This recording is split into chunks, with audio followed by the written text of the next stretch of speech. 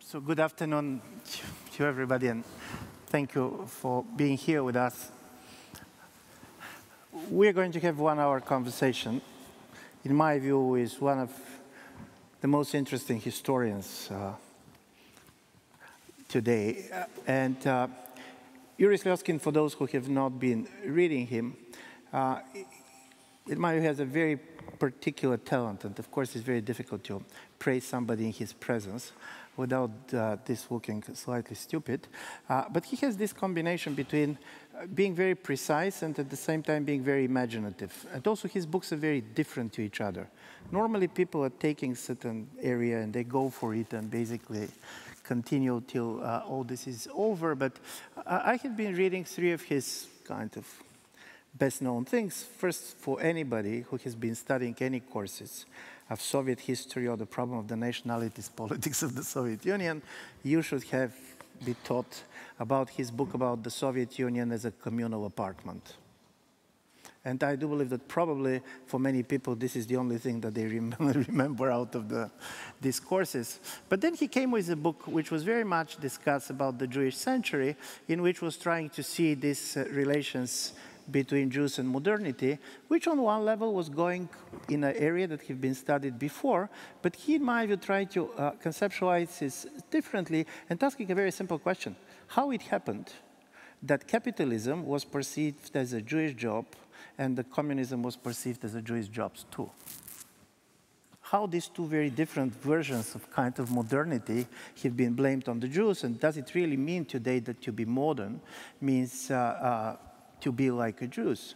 And then comes a book which is a very big book, so reading it is not going to be a one-night adventure, but he wrote a book about Russian Revolution, and it was on the 100th anniversary of the Russian Revolution, which was a very surprising and strange book. I do believe it comes from a novel which we have read in the 1980s, and this is a novel about the house in which the Soviet leaders, after the success of the revolution, basically housed this new Soviet elite.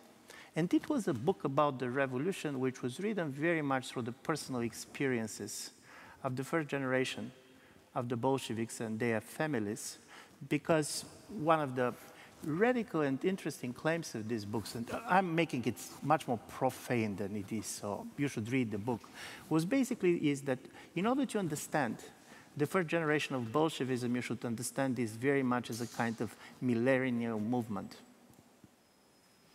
You have a people who wanted to live not in their time, but they wanted to live in the future, and this created a level of intensity and level of ethics of presence which was totally different than what you can do, and this cannot easily coincide with the idea of the family. So one of the major kind of a crisis that you see is that this type of a neo-Bolshevik cannot transform their values and way of life to the next generation. So trying to understand Bolshevism as one level of a very typical, the end of century phenomena, but secondly as a generational experience, I found particularly extremely interesting, and it explains many of the things. And then when we invited Yuri, and we have been trying to invite him for IWM for a while, to come, he came with a project which was about the national canons, the crisis of national canons, and the crisis of Western civilization. Most of the other talks that you have here are about the books that are already written. So the moderator has read the book and asked questions. But now we're going to discuss basically a project in progress. And I know about the project as much as you know.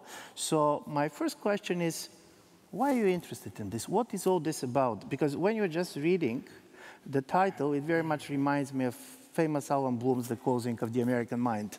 Why you find interesting? Because the mind is closing. When I moved from Moscow to Lisbon many years ago in '82, I was struck by how similar the cult of Camões, the Portuguese national poet, was rhetorically, emotionally, institutionally to the Pushkin faith in which I had been raised. And so I became interested in the canonization of national poets, national bards, reading about the rise of Shakespeare, Schiller and Goethe, Petöfi, Botev, Eminescu, Shevchenko, and others. But at the time, I didn't really know that they would play, or they had played, such an important role in the long and apparently never-ending story of the decline of the West, and that they would end up playing such an important role in my own sort of story of dealing with that. In any case, the following year, I arrived in the United States and started graduate school in Austin, Texas. And at the time, the only required course in the history department was the history of Western civilization, known as Western Civ. No one really was trained to teach it, and yet virtually every graduate student had to, because it was the most important course in the history department, and the same was true of most other American universities. And then in my first job in North Carolina, I taught 2 sections of Western Civ every semester to hundreds and hundreds of students. And of course now, all of that is gone. I don't know if the mind is closing, but the course has disappeared. The word has disappeared.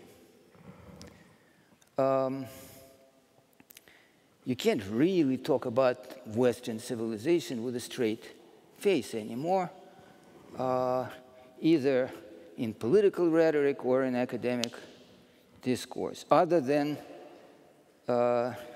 disparagingly. And so I became interested. Obviously, everyone is interested. Everyone around me is interested in what happened. And I should say maybe one more thing is that when I started teaching, the most popular, and I think the best, textbook on the history of Western civilization was William McNeill's The Rise of the West, which was meant as a kind of answer to Spengler.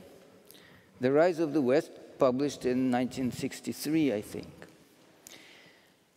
And McNeill defines civilization as the largest possible community united by a shared literary canon. And so I think what is striking in today's world,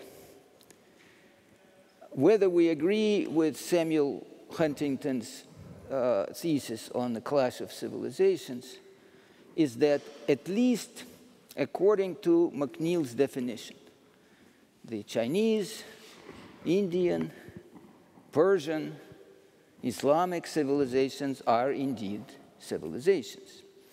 The Latin American and African ones are definitely not civilizations, and in that sense.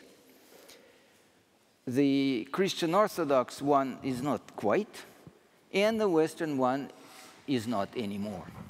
And so what my work is on right now is it's an attempt to trace that development, see how it came about, and how we got to this point, including the role that the rise of Shakespeare's of all kinds plays in that story. To what extent this is basically the fact that the West defined its civilization as universal, and you have this kind of a confusion between universalism and imperialism, so you don't know how basically to be universalist and anti-imperialist at the same time, so you start to basically question your own kind of a Western canon, because if you go politically why this course has disappeared, I can imagine that this was part of the story.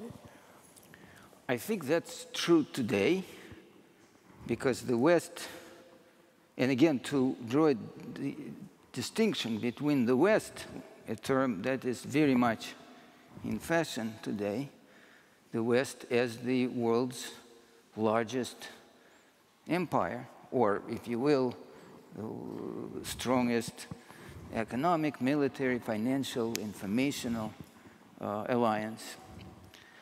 And Western civilization, which is no longer in evidence, at least rhetorically. So I think today there is a tension between, on the one hand, the fact that the West as an alliance represents itself as global, subscribes to a global ideology, advances what most people call globalization,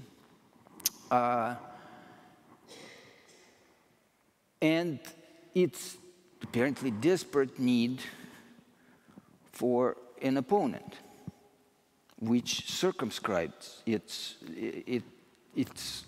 as an entity, shall we say. But that has not always been the case. If we go back to McNeill, and if civilization indeed is the largest community united by a shared literary canon, then for about 1,000 years, Latin Christendom was such a civilization. Comparable in so many different ways to the Chinese one and the Indian one and the Persian one and so on. But then a number of things happened. I think in quick succession, in the 16th century, the print revolution and the joint combined efforts of humanists and Protestants undermined the position of the Latin Bible. And then French began its, I think, ultimately successful competition with Latin for the status of the lingua of high culture, lingua franca. And, or I should say, but the real revolution, I think, in the history of what used to be Western Christendom, or Latin Christianity, was what happened in France's main opponent, which in 1707 became Great Britain. The invention of a Scottish Homer by James Macpherson, and then, of course, the discovery and the celebration of the Icelandic sagas and the Nibelungenlied and so on, the Song of Roland and others. And so you got the ball rolling, and you had a doctor by the name of Lönnrot composing Kalevala in Finland, and a doctor by the name of Kreutzwald composing Kalevipoeg in Estonia, and so on. But the true revolution, I think, happened in England with the canonization of Shakespeare. In other words, what you were proposing is the cult not of a particular text, but of a writer who was at least as great as his works, or perhaps even greater. And so in the early 18th century, the rise of Shakespeare began. In the 1820s, his plays entered the curriculum. In 1741, his bust enters the Poets' Corner, Westminster Abbey. And then in 1769, he is finally crowned at a huge jubilee involving festive processions, bell ringing, recitals, speechifying, and so on. And then within 150 years or so, pretty much every European society had acquired a golden age, because this national poet usually centers something that comes to be known as that nation's golden age, and its own bard. And I mentioned some of them, and you can think about others. It was, by the way, my encounter with my first comparison of Pushkin and Camões, then it was only some years later that I found out that they were formally crowned at the exact same time in 1880,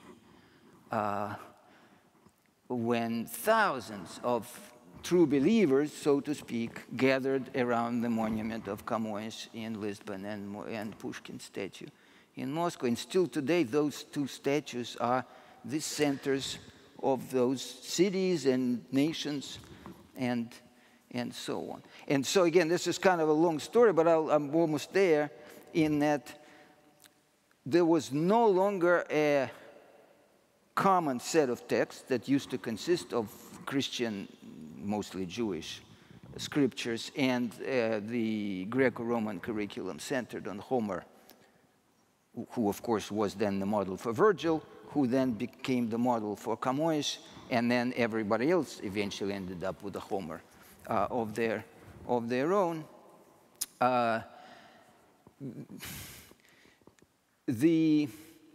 So that curriculum had come to an end, to be replaced by vernacular pantheons, which ended up fragmenting what used to be Western Christendom. But not entirely, because while the new mass education systems were based almost entirely around these newly constructed pantheons, elites or ruling elites in various European states were reading some remnants of the Greco-Roman curriculum, mostly or increasingly in translation, and then each other's bards, just the big ones, right? It may not be a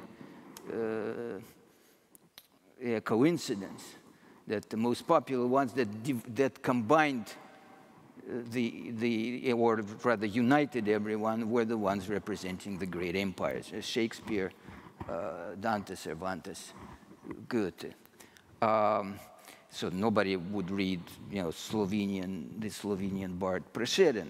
But anyway, and so that was the moment of fragmentation, and then of course we get finally to my time, to that period between the time I started teaching Western Civ and now that I'm about to stop teaching altogether.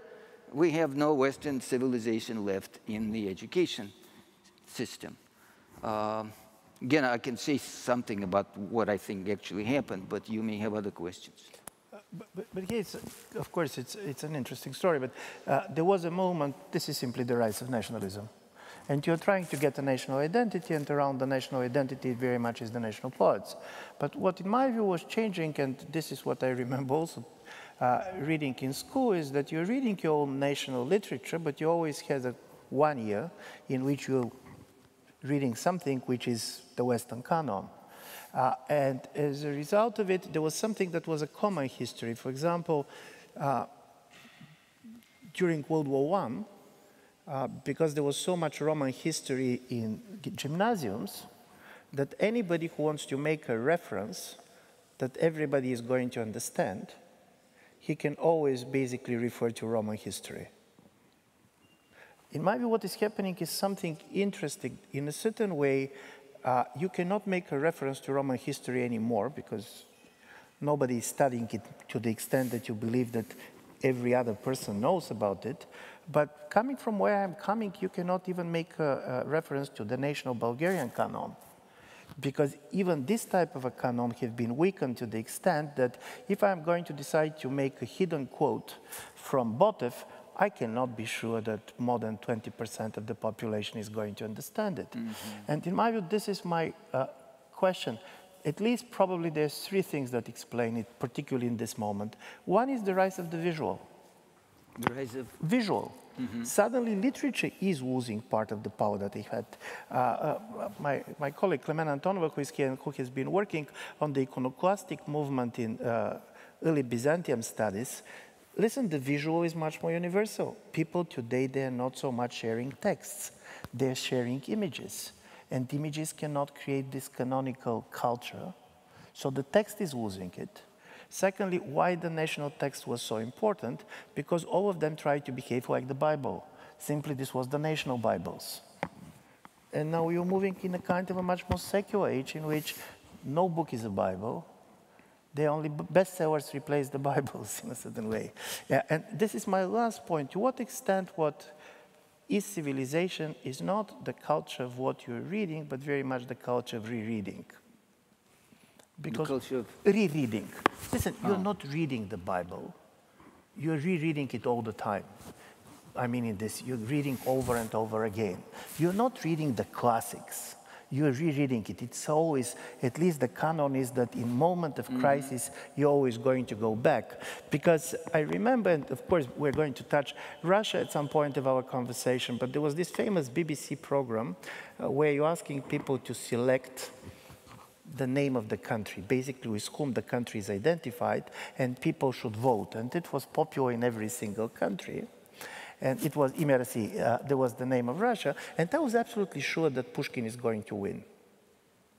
It was early kind of a Putin's period. All political figures have been very much divisive. Pushkin was so much kind of everything for the Russian culture, and at the end of the day, the person who won was Alexander Nevsky, who was basically unknown to a big part of the population, and part of it was the fear, and there was a very active kind of a government-sponsored voting in the last 2 days, the fear that Stalin can end up as #1. And this is, in my view, the classical crisis of the canon. The same happened in Bulgaria. Botev never made it in the first 10. And I'm interested exactly in this, because if you're listening to the latest speech of President Putin, he's talking very much about the West, and he's very much using civilizational discourse, both for Russia and the West. What is now civilization if there are people who are not kind of sharing common texts?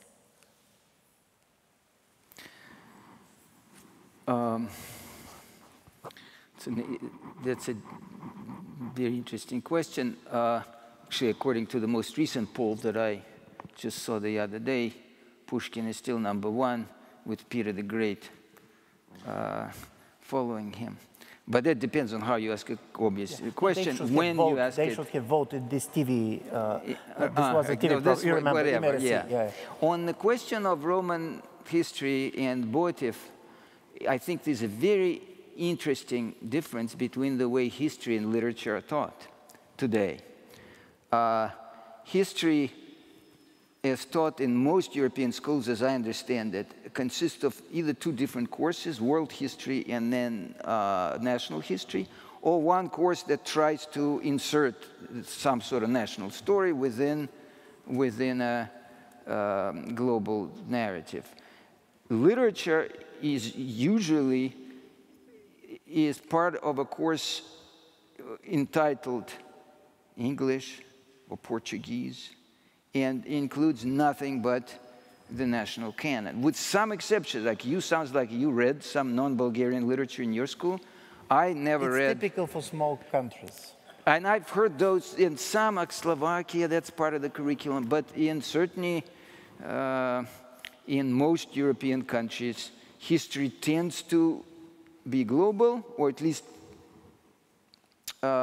is moving in that direction, and literature is not. But of course, you're right that literature is not as important as it used to be, and Goethe and Shakespeare are not, don't loom as large as they used to. And I absolutely agree that one reason for this is the slow decline of textual culture, text-centered culture, of literature in general, in particular in the West. Because it's not quite the case in Russia, certainly not the case in Iran, China, or in some ways India, depending on how we define things. So that's also important, that, or I think very interesting, is that the West is confronting entities that think of themselves, and I thought of Russia as an interesting semi-exception here, as civilization still bound very strongly, I think, by common literary canons. And the West, as you say, is not really anymore.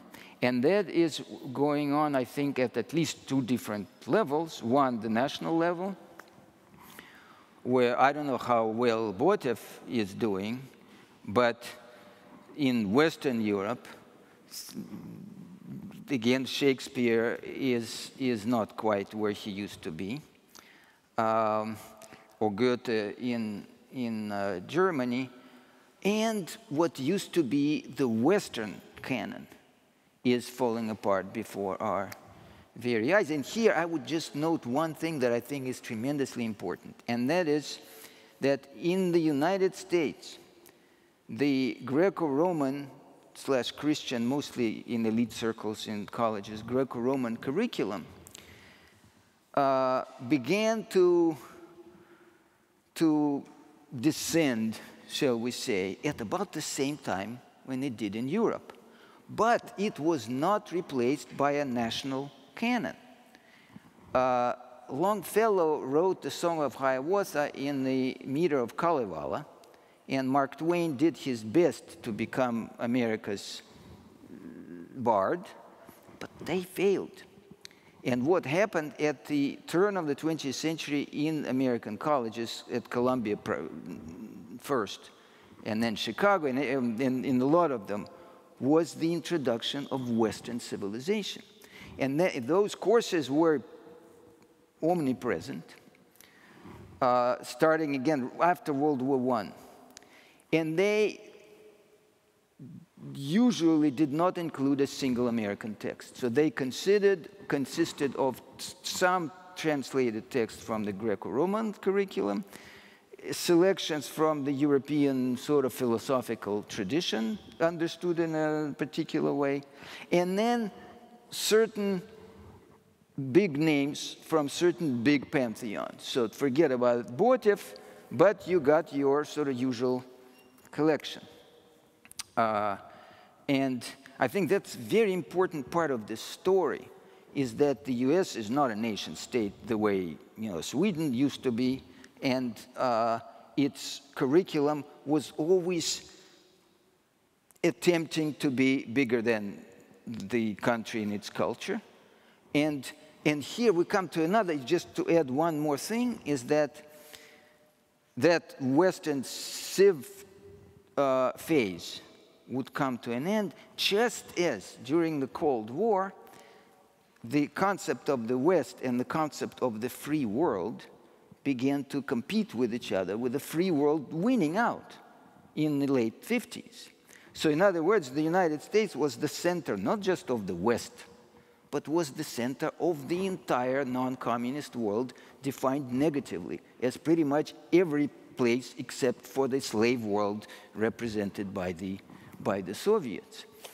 But here's interesting, because in a certain way, on one level you have the Soviet project, which was based on the idea of internationalism and new civilization, to the extent that in the 1970s, some of the Soviet leaders have been discussing the possibility of Esperanto being introduced as the official language of the Soviet Union, because they didn't want to give a preference to any of the national languages.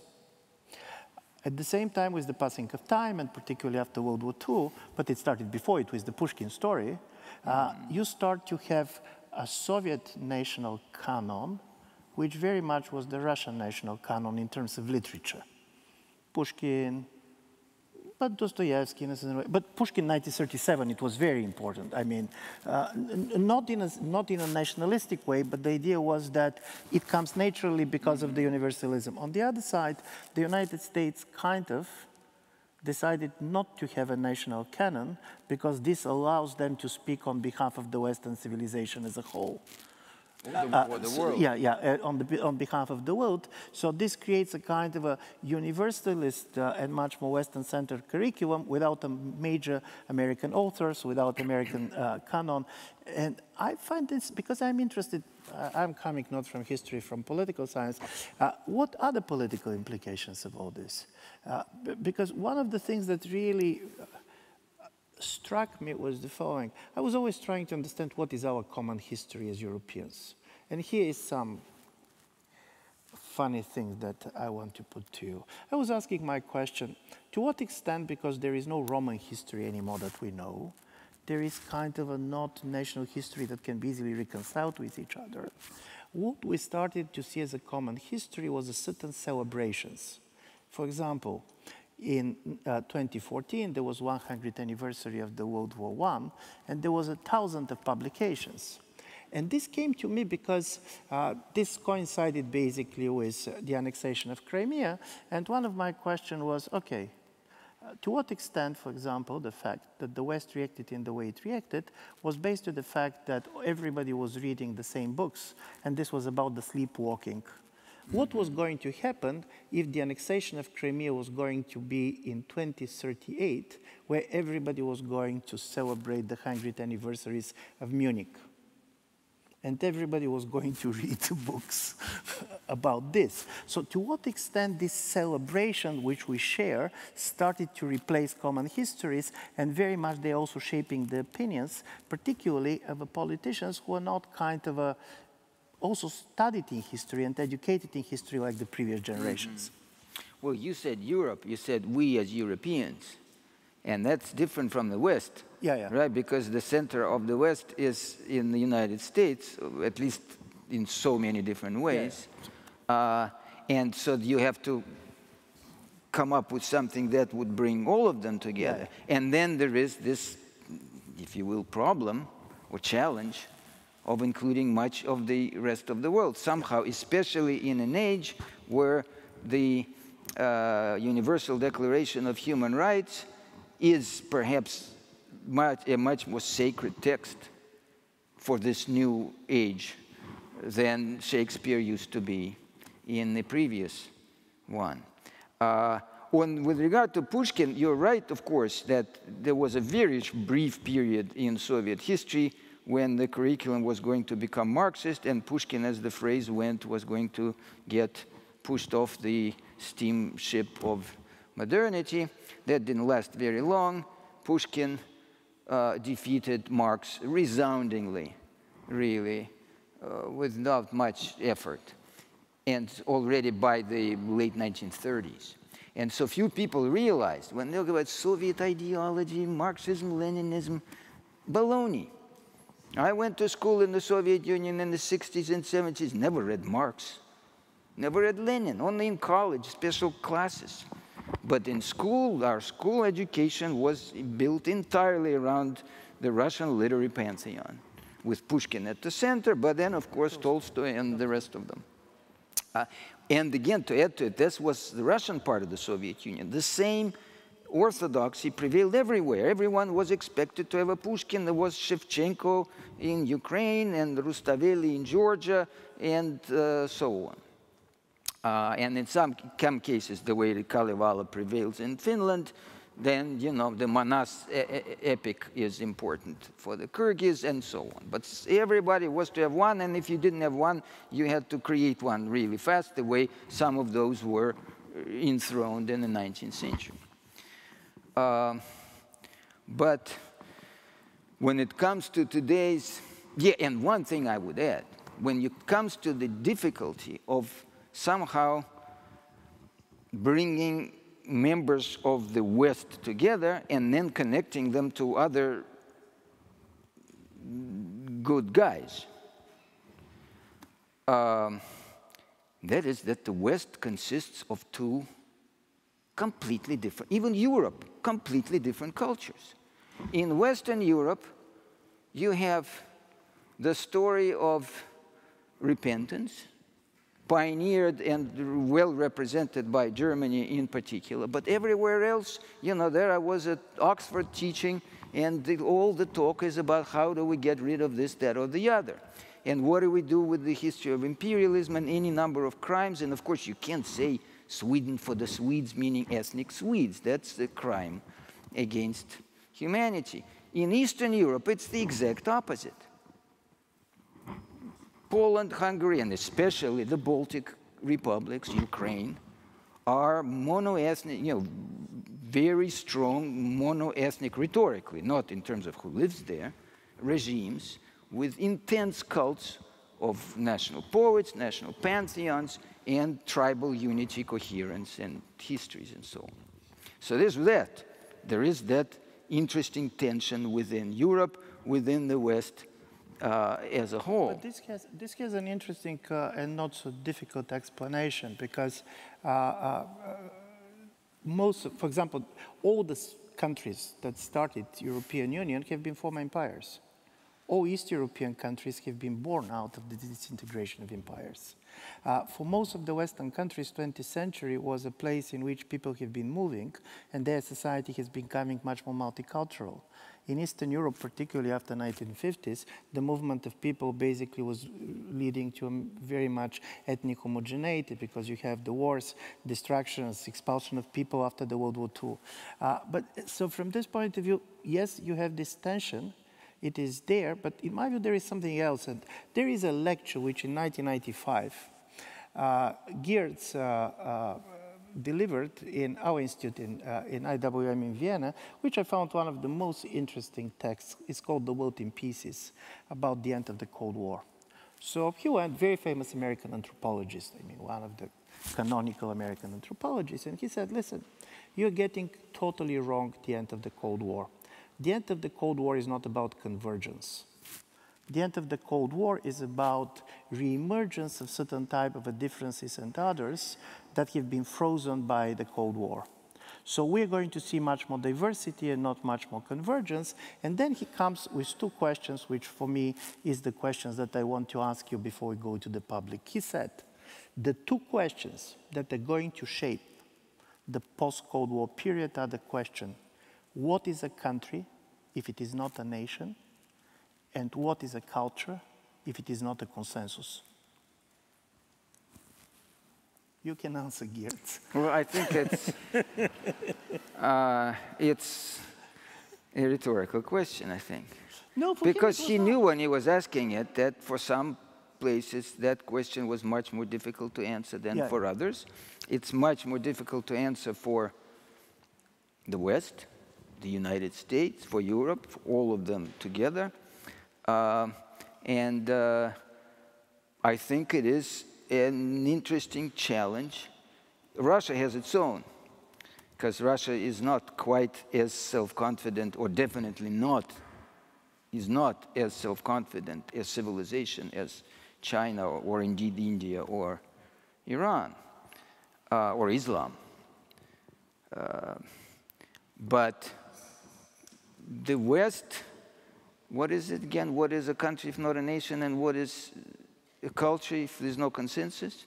Well, I don't see I mean, the only source of consensus, it's again, in addition to what I think is a very interesting tension between the self-deprecating West and the, if you will, narcissistic tribal East, and you're right in that there are reasons for it, but I think the fact is there to be observed.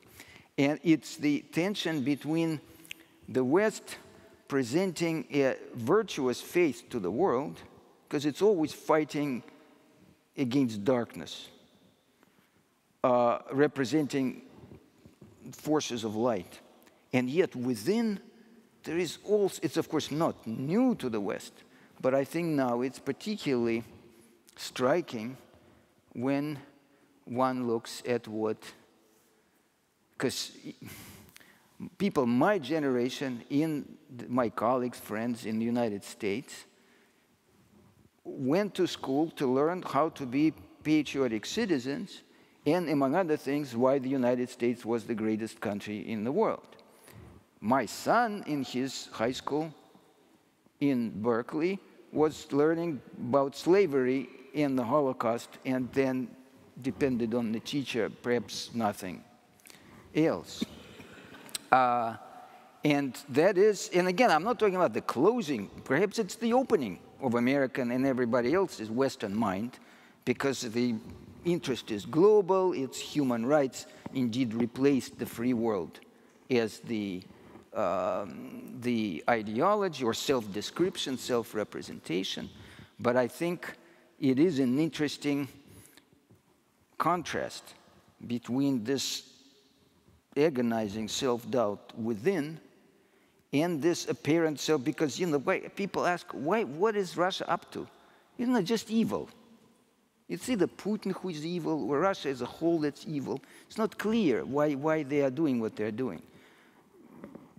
But it is what we do know is that where would the West be without it?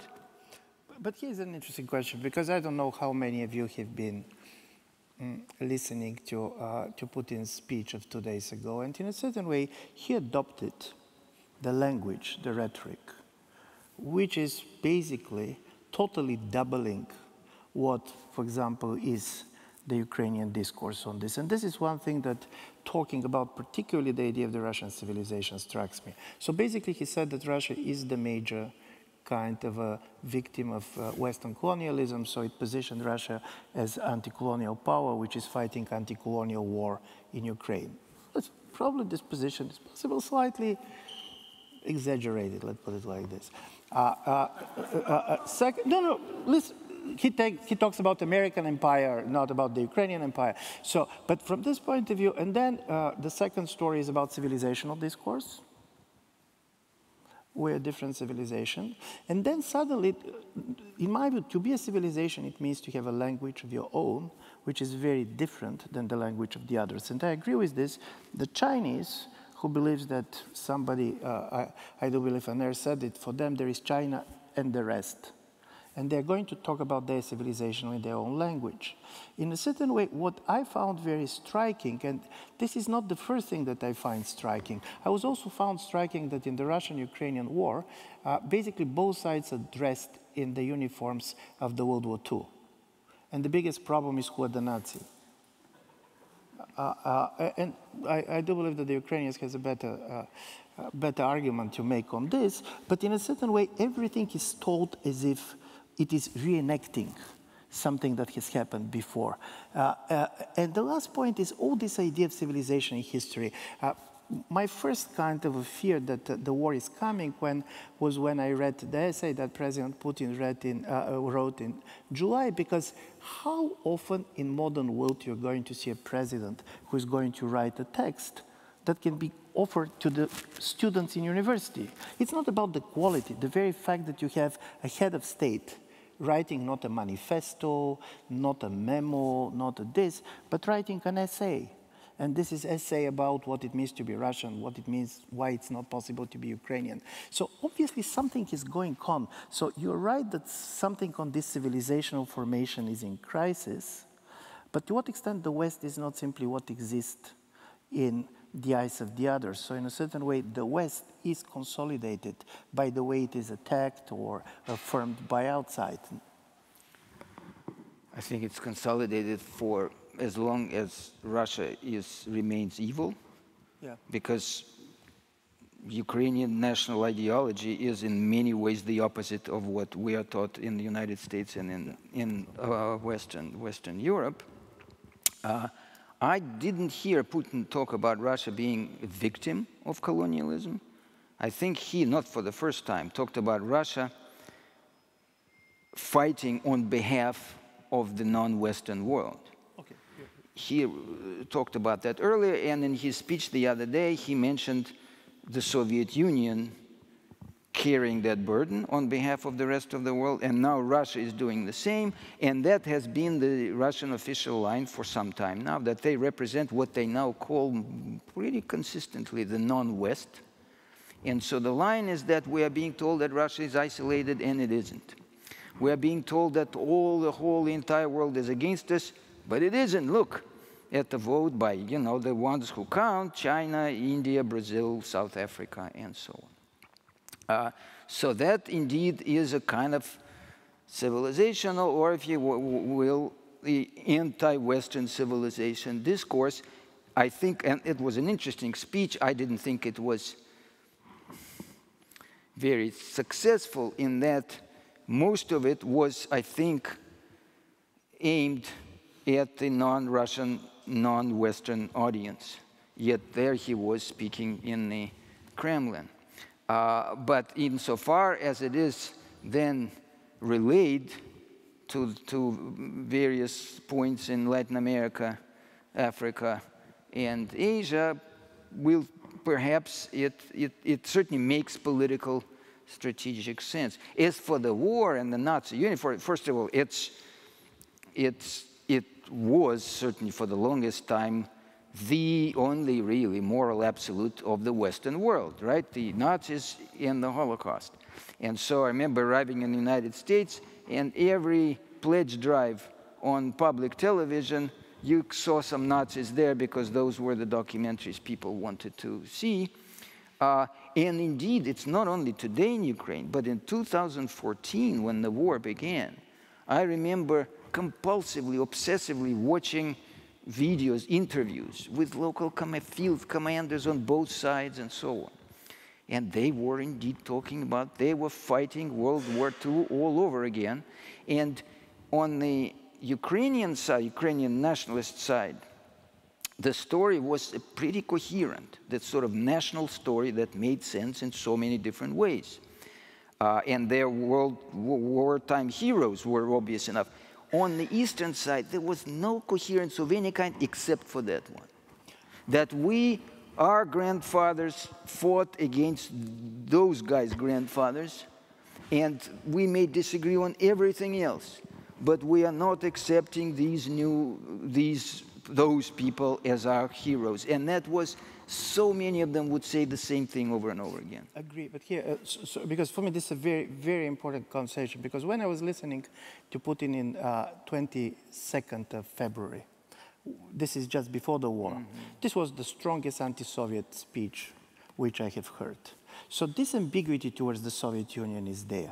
On one level, he speaks about Soviet Union being on the side of the anti-colonial revolutions, which is historically true in many cases, but at the same time in this speech, which I don't know how many of you remember, he made 3 points. He didn't speak like a red colonel. He spoke like a white guard general. It was, first, Russians are the biggest victims of the Soviet Union. Secondly, Ukraine was created by the Soviets. And thirdly, in a certain way, this war was very much the destruction of the Soviet identity. The most tragic figure of this war was this old Ukrainian lady with the Soviet flag, which went to basically meet the Russian armies, not understanding that these basically were not Soviet troops. In a certain way, in the Soviet identity, you can live somewhere in Ukraine without asking yourself, are you Ukrainian or are you Russians? The moment when the Russian army entered, you should make this choice. And by the way, the same was in Yugoslavia, in Sarajevo, where you can be Yugoslav without asking yourself, are you Serbian or Muslim? And this was the end. So in a certain way, he destroyed the Soviet identity. I mean, nobody can be Soviet, at least on the territory of Ukraine. So this is the thing that I found kind of very interesting, but also highly problematic. And where you're right is that on what happened on the Western and the Ukrainian side, also something changed dramatically compared with the Cold War. For example, the term Russism cannot exist during the Cold War. Because in the Cold War, the idea is you have an evil regime, but the Russian people are good. And this was a political decision. How good were now people are talking about public opinion polls. Listen, during the Soviet period, the public opinion polls were not very much that all Soviet people were against the Soviet Union. But then you're making a kind of ideological choice in which you're claiming Russian people are the biggest victim of the Soviet regime. And this is why we can talk to them, we can mobilize. This is why you cannot basically ethnicize the problem.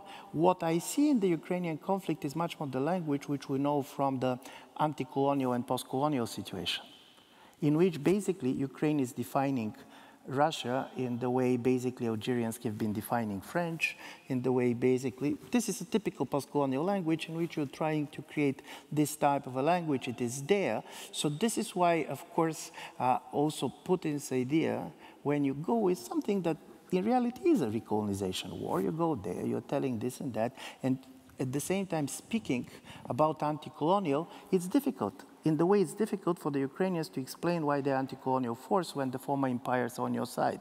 So this kind of ambiguity is something that I found particularly important for the situation on the level of symbolic language.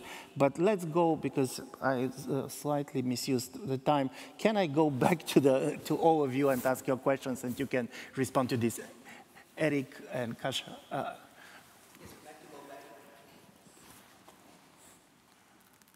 Original thesis, I was wondering whether there has not the cultural globalization, internet, social media, Netflix, Disney, everything we experience, English language as a new lingua franca, has not created a new Western canon, which is, of course, people are not reading all these books, but they didn't read, most young Americans did not read Plato and Homer when you were teaching, and those that did read it forgot it then by the next year probably, and it didn't really influence their lives. But all these the myths, the memes even, aren't they creating something which is also kind of dominating the thinking and of in today's world, going back to Odyssey with Ariel, Lord of the Rings. I mean, you can create kind of a big circle going from the ancient time into today's world, which is kind of unifying in what we call the West. Mm-hmm. Well, I agree, absolutely. But that the culture you have now described is global. It originates in the West, primarily in the United States. But it is not bound, because we were talking about civilizations that are bound by definition. And this, you go to Vietnam, and people who own TVs are watching Manchester United play Chelsea. And in Russia, people are watching those same shows, or at least did until it became difficult to do so. So I absolutely agree with you, but that is already, if there is such, certainly McNeil's definition wouldn't allow for such a thing as global civilization. But that would be, you know, that is a culture that does not have a particular cultural referent, the way all of those others did, right? The Confucian canon or Firdausi Shahnameh. And I would, by the way, say just quickly that it's interesting that globalization culturally is what you just mentioned. It is not having American school children read, instead of Plato and Odysseus, read a little bit of the Analects and Shahnameh and you know, a bit of the Quran. They're sort of confronting big civilizations. Nobody has the remotest interest in reading what they are about, or what they claim to be about.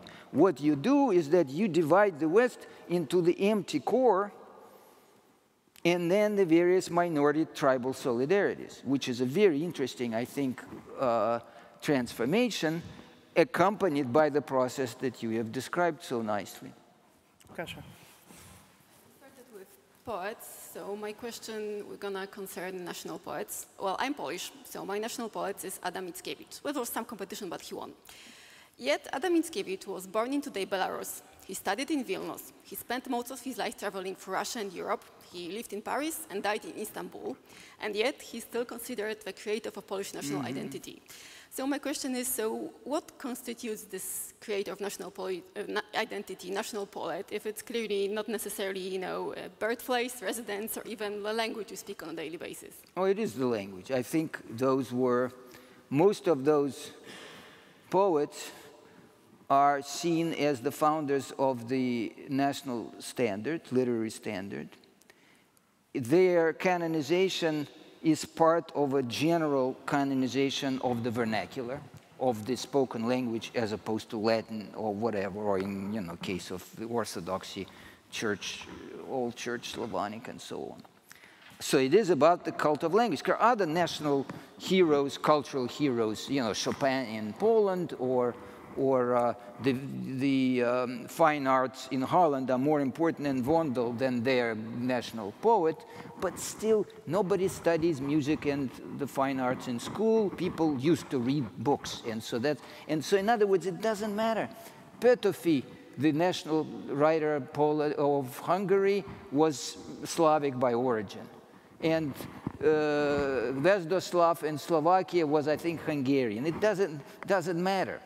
And Pushkin, of course, was, you know, part African-American, and Lermontov was Scottish by origin, if you know, pay attention to his last name, and so on. It doesn't matter. What matters is the language in which they write, and to some degree, although not necessarily, the images that they create, and that then the culture lives with, right? They, especially those romantic ones, they create native landscapes, and all sorts of things that go with it, although it doesn't have to be the case when you canonize someone well after, you know, after the fact. What happened to Shakespeare and Dante and Cervantes and Camões, for example. Yeah, please. I'm mostly interested in oppositions. If I understood you correctly, this course in Western civilization was conceptualized before the rise of the Cold War. But still, the opposite of Western civilization seems to be Russia, communism, Eastern Europe, not the Far East. So you can all, if I put it in more general terms, right now, what would be the opposite of Western civilization if you're talking about a term like Western civilization today? I think you could say that, but not generally. The Western civilization was compared to other civilizations. I said the most popular book on the subject, The Rise of the West by William McNeill, did not oppose Western civilization to Russia. Russia was not quite civilization, was part of the Orthodox Christian civilization, which was nowhere near the compact civilization that Western Christianity was, because obviously it was fragmented into national languages, unlike the Latin one, which was Latin. And so it's a brilliant book, I think, still worth reading today. He spends quite a bit of time on China, on India, on Persia, on Islam, and so some a little bit, if I remember correctly, on the Mayas and the Incas and so on. It is the free world, as opposed to Western civilization, that was opposed to the slave world, at the center of which was, of course, the Soviet Union. The free world was defined negatively. It was everything except for the communists. Everything outside the communist world. And so you had this difficulty that I think is still there between the West as being universal, and so the West as an empire, political, military alliance represents itself as the international community, to the indignation of so many people around the world. And somehow having a particular story, and that story, at least in the textbooks that I used in my teaching, was essentially projecting American liberalism back as far as it went. So it was a story of, and that's how McNeill defined the nature of his book, the story of liberty. That's what the West was about, is how liberty was born, and then, of course, it would spread around the world. Just one quick thing is that towards something you said, is that not to let Putin off the hook, is that with all the confusions within the West, Russia is confused about itself because he's not entirely anti-Soviet. And it's not clear what Russia is doing because on the one hand, it is fighting for what they call the Russian world, which is to say, in the case of Ukraine, mostly saving Russian people and Russian speakers from oppression by others. And on the other hand, Russia is proud of being the only non-monoethnic state among all post-Soviet states. It's, if you don't like it, call it empire. If you like it, call it multinational federation. And so Putin says both things out of two sides of his mouth, and his audience is in flux, and you don't quite know what it is they're fighting, since, according to some, the greatest fighters are, you know, the Buryat and the Chechens. And yet they're fighting for the Russian world to save Russian speakers from, you know, Ukrainian oppression or Western onslaught. So, in other words, there's mess everywhere. No, but this is something, please, your question, because it's the last question. I would like to draw the attention to one point that is the female point. I'm sitting here, I hear from heroes, male politicians, male writers, male anywhere, and as to my impression, these confrontations of the culture is just a confrontation between more or less patriarchy, but there is actually no alternative thinking of including everything and not just male players. Well, I am not proposing anything, really. I'm just describing things the way I see them, and history the way I understand it. And so it's not, I am not saying that Pushkin should be the national poet of Russia. I'm stating the fact that he is. But on that particular topic, it's very, of course, unusual, for reasons I think most of us understand. But still, in the national poet of Galicia, on the Iberian Peninsula, is a woman, Rosalia de Castro. In Estonia, Lydia Koidula is a very serious contender for that role. And of course, in Japan, The Tale of Genji, the absolute classic text of Japanese culture, was written by a woman. So it's not an entirely male story, but because history is something we can't remake completely, it's dominated by men. So, on this, is there one more question if we can get? Yeah, please. I mean, Thank if you. it's not a problem. So I hope this is not too fundamental question, especially that we don't have that much time. But since you also in the title of the talk talked about decline, which is very sort of normative term, I would just want to hear a bit what is the actual sort of value of civilizational thinking. Is there a reason that the West should actually think of itself as a civilization with shared canons or shared tradition? And relatedly, I think that the self-understanding of the West, at least in the mainstream political circles, is a civilization with many cultures and many traditions, but with shared values. So, for example, when you mentioned the Declaration of the Human Rights, it's not a traditional, it's not a canonical text because it's more a declaration of certain values, and it's not a text in the same sense as Shakespeare is. Because, I mean, you can understand the ideas in the Declaration without reading it, but you have to read Shakespeare to understand Shakespeare. So, I don't know, could you say something about this sort of civilization understanding itself as constituted by values and a civilization understanding itself as constituted by canons? Thank you very much. By the way, this is a great question because you talk about the decline of the Western civilization. Should we be sorry about this? To what extent the legal texts are not changing the literary text? So this is the best last question that we could have invented. Please. Well, maybe we should just then leave it at that. It's really a wonderful way to end the discussion, because this is a question for all of us, right? It clearly is a civilization. I mean, by McNeil's definition, whatever it is that the Universal Declaration of Human Rights brings together is not a civilization, it's the world. And it is a world defined in Western terms, a world that consists of individuals. Most Chinese would not recognize such a world. But let's say, so in other words, one is civilization, according to that definition, is the civilization, and the other one is the world. And now whether we should bemoan the fact that we are moving, or some people are trying to move from one to the other, I think it's up to all of us to decide and to celebrate or lament, as the case may be. So thank you all very much for coming. And thank you very much, Ivan. Yeah. Thank you very much, Yuri.